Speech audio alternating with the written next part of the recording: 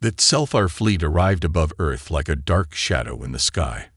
Their massive ships, shaped like floating daggers, covered the stars. People on the ground stopped and stared, fear growing in their hearts.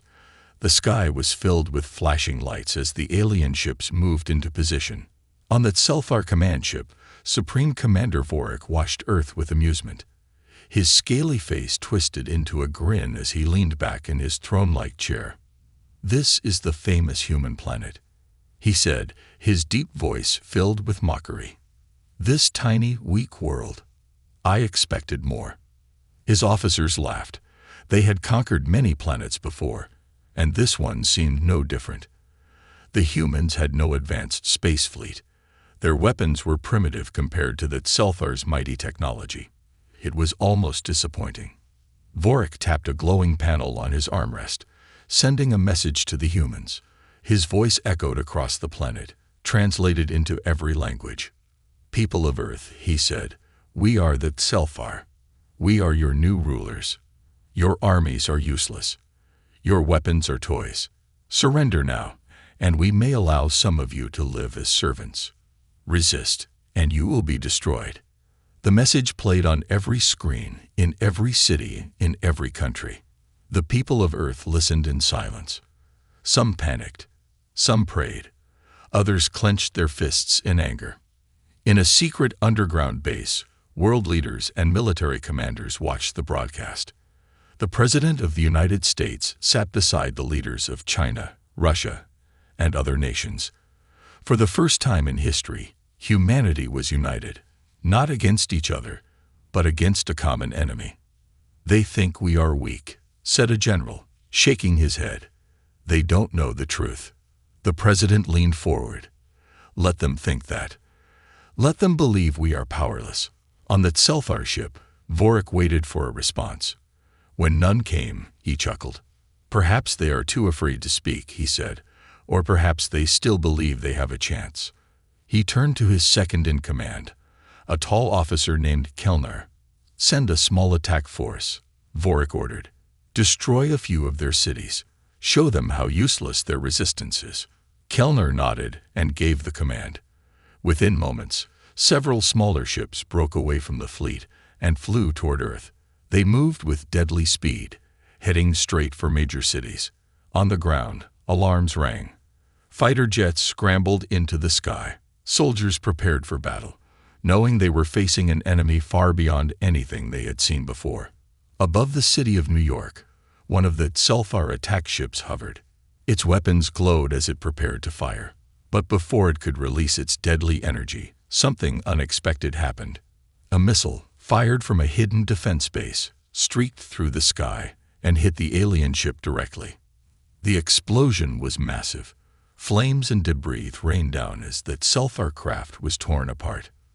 The people of New York, who had been watching in terror, suddenly erupted into cheers. The first alien ship had fallen. Vorik's grin disappeared as he watched the destruction on his screen. He leaned forward, eyes narrowing. "How interesting," he muttered. The Selfar had fought many enemies, but none had destroyed one of their ships so quickly. Perhaps, he thought, these humans were not as weak as they seemed. He stood up, his long cloak swaying behind him. "Enough games," he growled. "Prepare the fleet for war." But deep inside, a small doubt had started to grow in his mind. Had they made a mistake coming here? The sky was on fire. The Selfar fleet hovered above Earth, their warships casting dark shadows over the cities below. Smoke rose from the first battle, but the humans had not fallen. They had fought back, and that was something Supreme Commander Vorik had not expected. Inside the Selfar command ship, tension filled the air. Officers whispered among themselves. Their first attack should have been an easy victory, but instead, they had lost a ship. Not just damaged, completely destroyed. Vorik sat in his throne-like chair, his sharp claws tapping against the armrest. His eyes, cold and reptilian, studied the holographic display in front of him. It showed Earth's cities, its defenses, and most importantly, the location of the human military bases. "They destroyed one of our scout ships," Kellner, his second-in-command, said.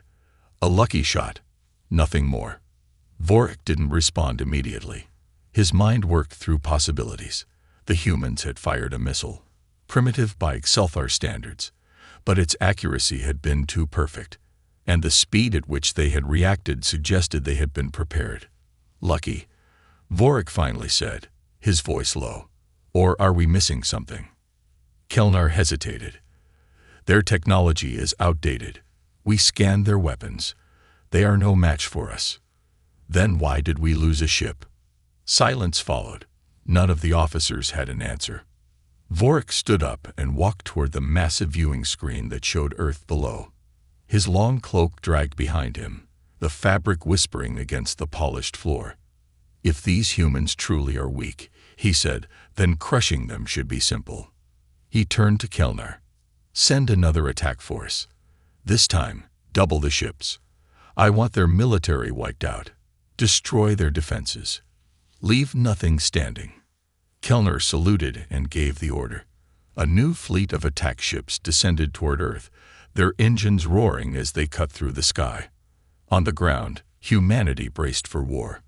In a hidden underground command center, military leaders from around the world watched radar screens as the alien ships approached. The room was filled with the hum of computers, the distant chatter of radio communications, and the heavy silence of people holding their breath. They're coming back, a general said, his voice tight. Twice as many this time. The President of the United States, sitting at the head of the table, nodded. His expression was unreadable. They still think we're weak, he said. Let's keep it that way. Another general, a woman with sharp eyes and a steady voice, turned to the chief scientist in the room. Is it ready? She asked. The scientist nodded. Project Titan is fully operational. A slow, grim smile spread across the general's face. Then let's give them a real fight. Above, the Xelthar attack ships reached the atmosphere. Their weapons glowed as they prepared to unleash destruction. The humans had only a few seconds to act. Then, without warning, the sky erupted with fire. Earth's secret weapon had been activated. From deep underground bases, advanced missile systems launched into the sky, each one guided by artificial intelligence. The Xelthar ships detected them too late. Explosions lit up the heavens as alien warships were struck before they could fire. The Xelthar commanders inside the surviving ships panicked. Their shields were strong, but somehow, the human weapons were cutting through them. This is impossible, one officer shouted. Their technology is not advanced enough for this. But it was. Hidden for years, built in secret, Earth's defenses were unlike anything the Xelthar had encountered before. The humans had not just been preparing for war.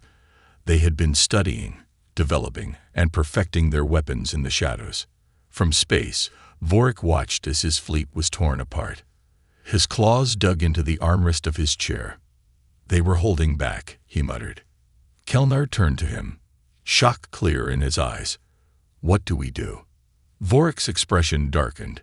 We stop underestimating them. For the first time in his long career, he felt something unfamiliar creeping into his mind. Doubt. The Xelthar had never known fear. For centuries, they had conquered countless worlds, crushed entire civilizations, and forced species into submission. They were the dominant force in the galaxy, undefeated and unstoppable. But now, for the first time, something was wrong. The war against humanity was not going as planned.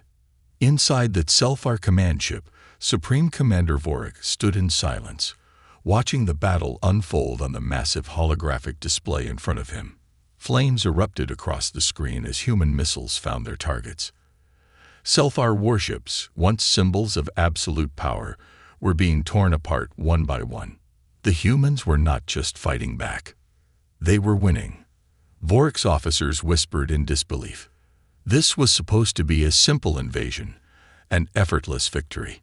But now, Xelthar ships were falling from the sky, their wreckage crashing into the oceans and deserts below.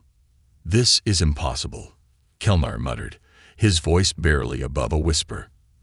They do not have the technology for this. Vorik turned to his second-in-command, his golden eyes narrowing. "Then explain it." Kelnar hesitated. He had no answer. The humans' weapons should not have been powerful enough to breach Selfar shields. Their missiles should not have been fast enough to strike moving warships. Their defenses should not have been strong enough to survive an orbital assault.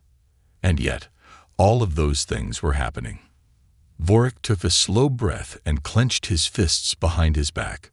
"We have been missiled," he said. "Our intelligence on humanity was incomplete."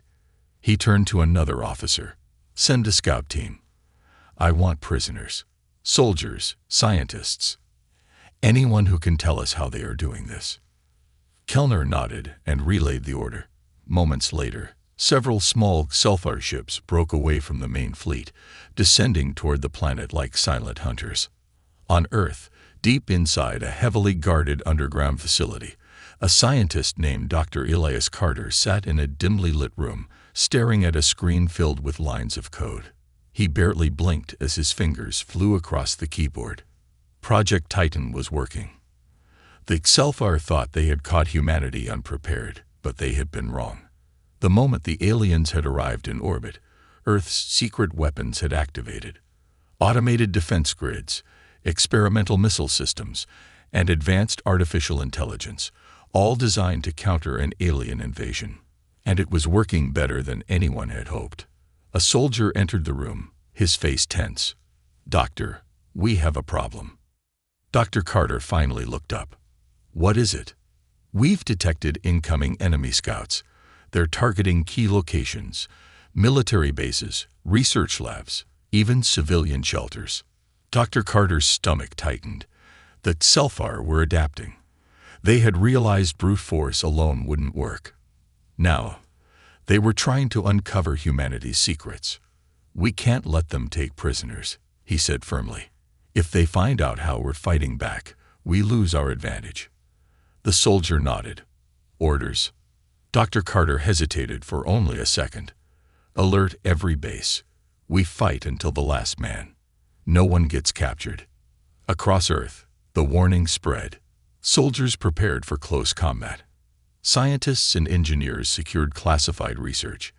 Civilians were moved to deeper underground shelters. Humanity would not give the Selfar what they wanted. But the Selfar were relentless. One of their scout ships landed outside a hidden base in the mountains. A squad of armored warriors stepped out, their energy rifles glowing. They moved quickly, silently, like predators on the hunt. Inside the base, a small team of human soldiers waited, gripping their weapons tightly. Their commander, a battle-hardened veteran named Captain Reynolds, watched the security monitors. "They're coming," one of his men whispered. Captain Reynolds nodded. "Let them." The moment that Selfar entered the base, gunfire erupted. The humans fought with everything they had, refusing to surrender an inch. But the Selfar were stronger, faster. One by one, the defenders fell. In the chaos, the aliens captured a single human, a young engineer named Daniel Hayes. He was dragged to their ship, kicking and screaming, but there was nothing he could do. Minutes later, the Selfar scouts returned to their fleet with their prisoner. Inside the command ship, Vorik watched as the human was brought before him. Daniel Hayes glared up at the towering alien commander, his face bruised but defiant. "Go ahead," he spat. "Kill me. I won't tell you anything." Vorik studied him for a long moment. Then, to Daniel's surprise, the alien smirked. "I don't need you to talk," Vorik said. "I only need to study you." And for the first time since the war began, humanity had been placed under the microscope. Daniel Hayes sat in the cold, dimly lit interrogation chamber of the Selfar command ship, his wrists bound by some kind of energy restraints. His head throbbed from the struggle, and his uniform was torn. The aliens had dragged him through their metallic hallways, past strange, humming machines and creatures he could barely comprehend. Now he was alone, except for the towering figure of Supreme Commander Vorik. Vorik loomed over him, arms folded behind his back, his golden reptilian eyes studying Daniel like a scientist observing an insect under a microscope. There was no rage, no cruelty, only curiosity. And somehow, that was worse. Daniel lifted his chin, forcing a smirk despite the situation. "Let me guess," he said. "You're gonna do the whole torture me for information routine. Maybe threaten to wipe out my planet if I don't talk." Vork chuckled, a deep, rumbling sound. "Humans," he said, shaking his head. "Always assuming violence is the only answer." He stepped closer, his long cloak whispering against the floor. "I don't need your words, human. I need only to study you." Daniel frowned. "Study me." Vork gestured toward a hovering drone, which emitted a soft blue glow as it circled Daniel, scanning his body with an eerie hum. The restraints tightened around his wrists as strange symbols flickered across the air in front of Vork, displaying data in a language Daniel couldn't read. "You confuse us," Vork said. "Your species should not be this advanced. We study your history, your wars, your technology. Everything suggested you were primitive. And yet, here you are, fighting back, destroying our ships, surviving our weapons." He leaned down, his piercing eyes locking onto Daniel's. "How?" Daniel stared back, refusing to answer. Vork exhaled, straightening. "No matter. We will find out one way or another." He turned to the drone and gave a simple command in his native tongue. The restraints on Daniel's wrists suddenly glowed brighter, sending a sharp jolt of energy through his body. He gritted his teeth, his muscles locking up as pain shot through him. But he refused to scream.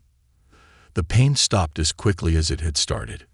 Vork watched him, waiting for a reaction. Daniel coughed, breathing heavily. "Is that all you've got?" he muttered. "I've had worse hangovers." Vork smirked. "Impressive." He waved a hand, and the drone retreated. "You humans are more resilient than I expected." Daniel forced himself to sit up straighter. "Yeah. Well, here's something you didn't expect," he said. "You think we're fighting at full strength." Vork's smirk faded. Daniel leaned forward as much as his restraints allowed. "You don't get it, do you?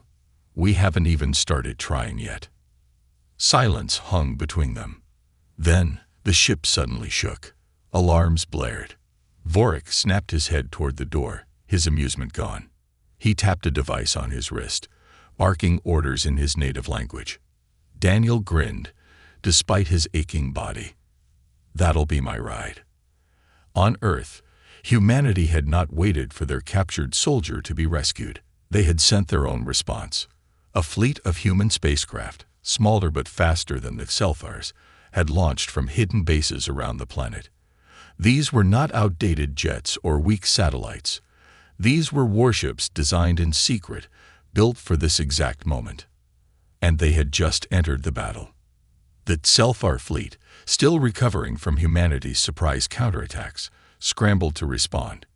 Energy cannons fired into space, but the human ships moved unpredictably, weaving through enemy fire with impossible precision. Inside the command ship, Vork watched in disbelief as several of his warships were struck, their shields failing against weapons that should not have existed. They were hiding their true power, Kellner growled beside him. All this time, Vork's claws clenched into fists. He had underestimated them. Again. Inside the prison chamber, Daniel's restraints suddenly flickered. A nearby console sparked, overloaded by the chaos outside. He didn't hesitate. With a sharp jerk, he pulled against the weakened restraints, breaking free. The door burst open, and two heavily armed human soldiers stormed in. One tossed Daniel a weapon. "Time to go," the soldier said. Daniel grinned, gripping the gun. "Took you long enough." The rescue mission was underway. But even as he ran through the alien ship, blasting Selfar warriors and dodging energy blasts, Daniel knew this was only the beginning. Because humanity had just started fighting back. The Selfar command ship was in chaos.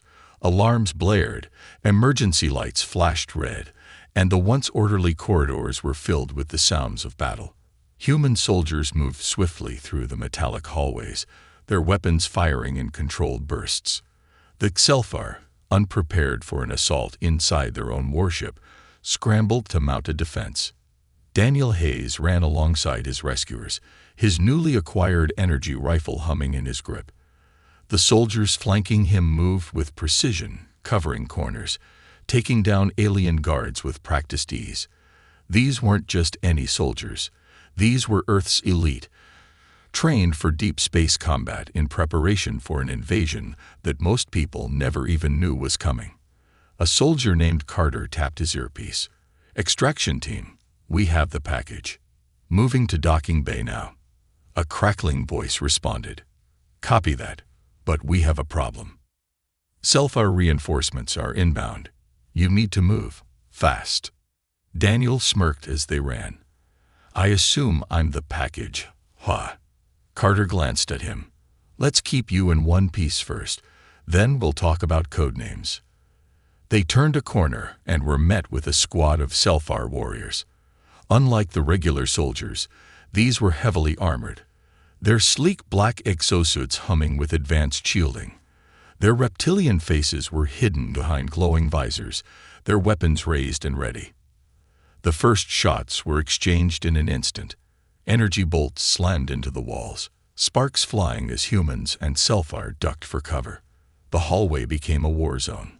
Daniel pressed his back against a bulkhead, gripping his rifle. His heart pounded. He had fought before, small skirmishes, bar fights, the occasional military training exercise. But this was different. This was survival. Carter pulled a grenade from his belt, a small disc-shaped device. "Flashbang," he warned. He tossed it forward. A bright explosion of light and sound erupted, and the Xelfar staggered, their shields flickering. That was their chance. The humans surged forward. Daniel fired, his rifle kicking in his hands as blue bolts of energy struck the dazed Xelfar. Their shields failed one by one, and within seconds, the hallway was cleared. Breathing heavily, Daniel lowered his weapon. "That was fun," he muttered. Carter motioned forward. "No time to celebrate. Move." The docking bay was just ahead, but something was wrong. The doors were sealed shut. A control panel flickered with red warning symbols. One of the soldiers, a tech specialist named Ortiz, cursed under his breath. "They locked us out. Someone's jamming our access codes." Daniel exhaled. "Can you override it?" Ortiz pulled out a compact hacking device, plugging it into the panel. "Maybe. Give me a minute." They didn't have a minute. Behind them, heavy footsteps echoed. Reinforcements were coming. Daniel turned to Carter. "You got another one of those grenades." Carter checked his belt. "Last one." Daniel grabbed it without hesitation. "I'll buy you time." Before anyone could stop him, he sprinted back toward the hallway they had come from. He skidded to a stop just as a new wave of Xelfar appeared, dozens of them, led by a massive figure clad in ornate armor. Vork, the Supreme Commander himself, had come to end this personally. Daniel's breath caught. The Xelfar leader stood nearly 7 feet tall, his golden eyes glowing with something between fury and amusement. He held no weapon, but the way his soldiers waited for his command showed his power was beyond guns and tactics. He was a force of nature. Daniel forced a grin. "Wow, you came all this way just for me. I'm flattered." Vork tilted his head. "You continue to amuse me, human." Daniel thumbed the grenade's activation switch behind his back. "Yeah, well, let's see if you laugh at this." He threw the grenade. Vork's eyes flickered with realization a split second before the explosion detonated. The flash filled the corridor, sending a shockwave through the walls. The Xelfar soldiers staggered, and Daniel turned and ran. By the time he reached the others, the docking bay doors had just begun sliding open. Ortiz grinned. "I told you I could do it." On the other side of the doors, a human assault ship hovered in the bay, its side hatch wide open. Inside, more soldiers waved them forward. Carter pushed Daniel ahead. "Go, go, go!" They sprinted onto the ship as gunfire erupted behind them. Vork's forces had recovered faster than expected, and now they were furious. The pilot yelled from the cockpit, "We're clear. Hang on." The ship's engines roared, and in a violent lurch, they shot out of the Selfar command ship, diving into the chaos of space. Daniel collapsed into his seat, breathing hard. He turned to Carter. "Remind me never to get captured again." Carter smirked. "You won't get the chance. Because next time, we're not running." Daniel looked out the window as Earth's fleet engaged the Selfar in full force. The war was no longer just a defense. Humanity was taking the fight to them. And this time, they weren't holding back. The Selfar fleet was in disarray. What had started as a routine conquest had turned into a desperate fight for survival. Their command ship, once a symbol of their invincibility, was crippled. Earth's forces, underestimated for far too long, had unleashed their full strength. And now the once dominant Selfar were on the defensive. Inside the fleeing human assault ship, Daniel Hayes sat strapped into his seat, still catching his breath. His body ached from the escape, but his mind was racing. He had been inside the Selfar war machine, seen their leader up close. And now he knew one terrifying truth. They weren't just retreating. They were adapting. Across the cockpit, Carter was busy coordinating with the fleet. His voice was sharp, urgent. "We're en route back to the main battle group. Selfar forces are reorganizing. Looks like they're forming a new attack line." The pilot swore under his breath. "They're not running. They're planning a counterstrike." Daniel's stomach tightened. He had seen it in Vork's eyes. Defeat had not broken him. If anything, it had fueled his determination. The Selfar weren't finished. A transmission crackled through the ship's comms. A commanding voice, steady and firm. "This is Admiral Keller. All ships, prepare for Phase 2. We are no longer defending Earth. We are pushing them back." Daniel exchanged a look with Carter. This was it. Humanity wasn't just surviving. They were taking the fight to the enemy. The assault ship weaved through the chaos of battle, slipping between Earth's warships as they rained fire down on the enemy. The Selfar, despite their advanced technology, were struggling. Their once dominant strategy of overwhelming force was useless now. Humanity had learned, adapted, and countered every move. On board the Selfar command ship, Supreme Commander Vork stood on the bridge, watching the battle unfold. His golden eyes narrowed as he analyzed the shifting tides of war. His fleet was failing, but failure was not an option. Kelnar, his second-in-command, approached. "Commander, our losses air." "I know." Vork's voice was calm. Too calm. Kelnar hesitated. "Sir, we must consider a full retreat. Humanity's technology." Vork turned sharply. "Humanity's technology is not what makes them dangerous." Kelnar frowned. "Then what is it?" Vork stepped closer to the massive holographic display of the battlefield. His claws tapped against the control panel as he zoomed in on the human fleet. "They are not fighting for power," he said. "They are not fighting for conquest." His eyes locked onto a single ship, the one that had just escaped. The one carrying the human who had defied him. "They fight for survival," he continued. "For each other. That is what makes them unstoppable."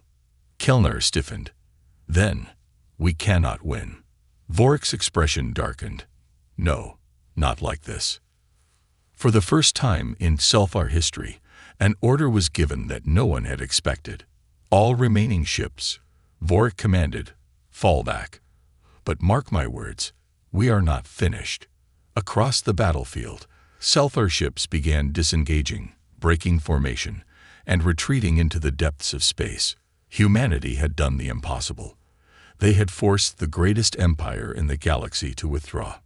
Inside the human assault ship, cheers erupted as scanners confirmed the retreat. Soldiers clapped each other on the back, relief washing over them. But Daniel Hayes sat still, his mind uneasy. They had won today, but he had looked into Vork's eyes.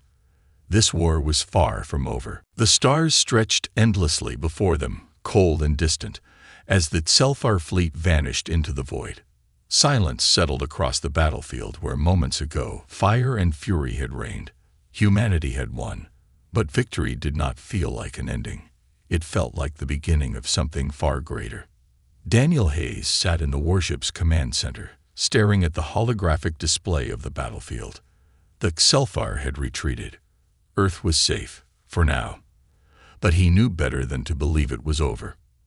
Across from him, Admiral Keller stood with arms crossed, his expression unreadable. "They'll be back," he said simply. Daniel nodded. "And they won't make the same mistakes twice." The Admiral turned toward the other officers in the room. "We need to assume this was only the first wave. The Selfar have ruled the stars for centuries. They don't just abandon a conquest." Carter leaned against the table, shaking his head. "They thought we were weak. That was their first mistake." He exhaled. "Their second mistake was giving us time to prepare." Daniel ran a hand through his hair, his mind racing. "They weren't just testing our strength. They were studying us, adapting." He clenched his jaw. "Next time, they'll know exactly what to expect." Admiral Keller's gaze was firm. "Then we'll be ready." The room fell into silence, each person weighed down by the same unspoken truth. Earth had won this battle, but the war had only begun. Far beyond Earth, deep in the heart of Selfar territory, Supreme Commander Vorik stood in the grand war chamber of the High Council. The council members, powerful figures draped in ceremonial armor, regarded him with unreadable expressions. Behind them, holographic images of the battle flickered, a visual reminder of their humiliation. "The great Selfar Empire," one of the counselors said, his voice laced with contempt, "defeated by primitives." Murmurs spread across the chamber, whispers of doubt and disgrace. Vorik, however, remained calm. "We were not defeated," he said, his voice steady. "We were misinformed." A different counselor scoffed. "We have conquered hundreds of worlds. Never have we faced such resistance from a species so young." His eyes narrowed. "Explain." Vorik clasped his hands behind his back. "Humanity is unlike any race we have encountered. They do not follow the patterns of weaker species. Their technology should have been inadequate, yet they adapted. Their forces should have crumbled, yet they endured. Their spirit should have broken, yet it only grew stronger." His golden eyes swept across the council. "We underestimated them. That will not happen again." The council fell silent, considering his words. Finally, the High Chancellor spoke. "What do you propose?" Vorik stepped forward, his gaze unwavering. "A different kind of war." A flicker of intrigue passed through the counselors. Vorik continued, his voice calm but firm. "We relied on brute force, expecting them to submit. That was a mistake. Humans do not submit. They resist. They fight harder when pushed. We will not make that mistake again." He turned, activating a holographic projection of Earth. "Instead, we will strike where they are weakest. We will infiltrate, divide them, use their own nature against them." A slow, satisfied murmur spread through the council. "And when the time is right," Vorik said, his eyes gleaming with cold certainty, "we will return. And this time, humanity will fall." Back on Earth, Daniel Hayes stood on the rooftop of a military base, gazing at the horizon as the first light of dawn touched the sky. The world had changed overnight. The people of Earth had fought an empire that had ruled the stars for centuries, and they had won. But he couldn't shake the feeling that something was coming. Carter walked up beside him, holding 2 cups of coffee. "Figured you could use this," he said, handing one over. Daniel took it with a nod. They stood in silence for a moment, watching the sky. "You think they're really gone?" Carter asked. Daniel took a slow sip of his coffee, his gaze never leaving the horizon. "No," he said. "They'll be back." Carter let out a tired sigh. "Yeah, I figured." Daniel glanced at him. "But next time, neither are we." As the sun rose, casting its golden light across the earth. One truth became clear. Humanity had entered the stars, and they weren't turning back.